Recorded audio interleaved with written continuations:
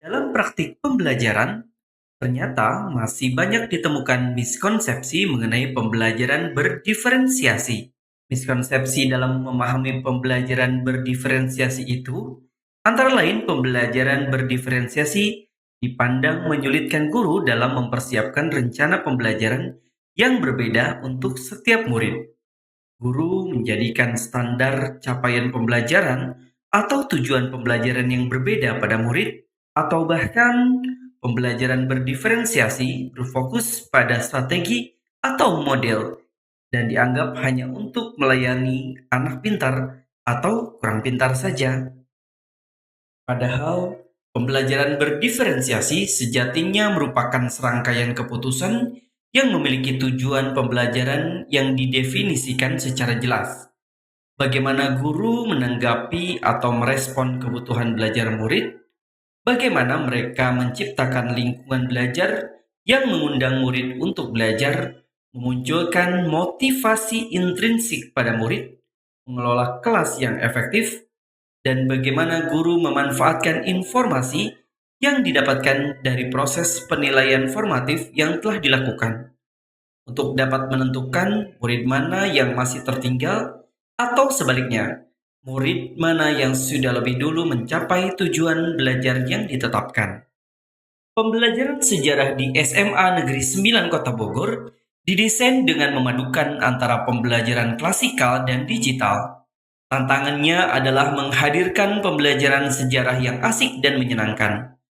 Hal ini menjadi begitu vital mengingat urgensi pembelajaran sejarah sebagai media menanamkan nasionalisme bangsa.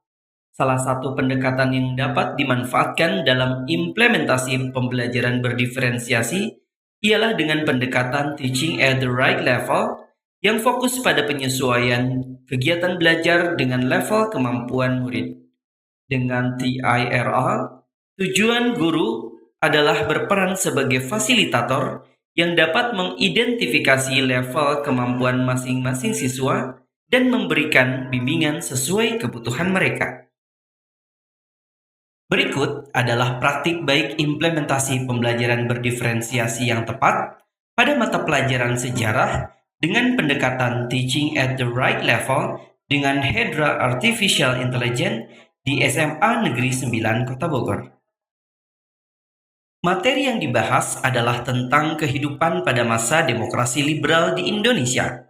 Faktanya, banyak guru sejarah mengalami tantangan dalam menghadirkan pembelajaran bermakna pada materi ini.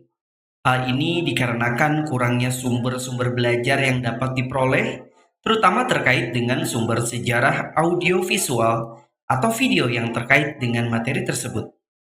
Padahal pada periode ini, penggunaan kamera untuk melakukan perekaman video sudah sangat lazim dilakukan. Oleh karena itu, saya bersama murid-murid memanfaatkan platform digital untuk melakukan rekayasa digital yang bertanggung jawab dan bertujuan untuk hal-hal positif. Hal ini diharapkan dapat mencapai tujuan pembelajaran sejarah yang ditetapkan. Teaching at the right level dengan Hedra AI kali ini diharapkan dapat memberikan suatu gambaran tentang semangat zaman atau zeitgeist yang terjadi pada masa demokrasi liberal di Indonesia secara audiovisual. Langkah pertama yang dilakukan adalah dengan melakukan asesmen awal untuk mengamati kompetensi prasyarat yang dimiliki setiap murid. Pada tahap ini, saya menggunakan aplikasi Brightful agar proses ini menjadi lebih menyenangkan dan tidak terkesan menegangkan. Hasil asesmen ini menjadi dasar penentuan kelompok berdasarkan level pemahaman pada materi yang akan dipelajari.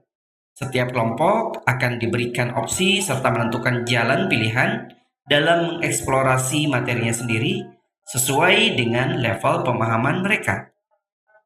Dalam hal ini, materi yang dapat dipilih ialah terkait dengan pemerintahan kabinet pada masa demokrasi liberal, dari mulai kabinet M. Natsir hingga kabinet Juanda.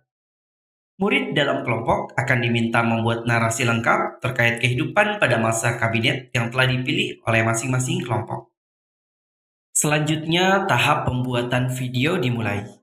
Platform yang digunakan ialah Hedra AI, di mana setiap kelompok akan mempelajari terlebih dahulu cara penggunaan platform ini.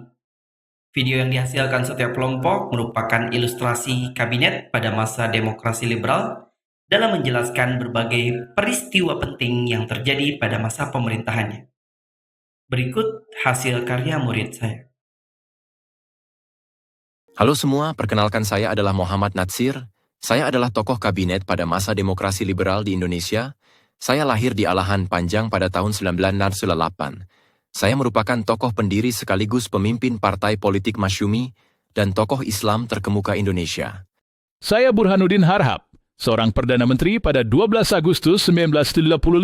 Kabinet yang saya pimpin terdiri atas 23 menteri dengan mayoritas anggota berasal dari Masyumi. Kabinet kami menyelenggarakan pemilu yang berisi 2 tahapan. Yang pertama yaitu memilih parlemen dan kedua anggota konstituet.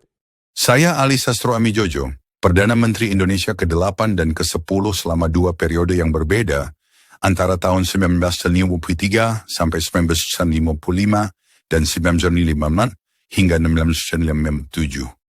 Ketika berpolitik di Partai Nasional Indonesia, ia menjabat sebagai Ketua Umum. Ali merupakan tokoh pejuang kemerdekaan Indonesia. Dengan memanfaatkan berbagai platform digital, sudah tidak ada lagi pembelajaran sejarah yang membosankan. Murid juga dapat memahami materi dengan baik dan mencapai tujuan pembelajaran berdasarkan hasil asesmen sumatif yang dilakukan setelah pembelajaran. Garis awal setiap murid mungkin berbeda-beda, tetapi harapannya setiap murid dapat mencapai garis akhir bersama. Saya, Widi Nuril Ahyar, guru sejarah di SMA Negeri 9, Kota Bogor.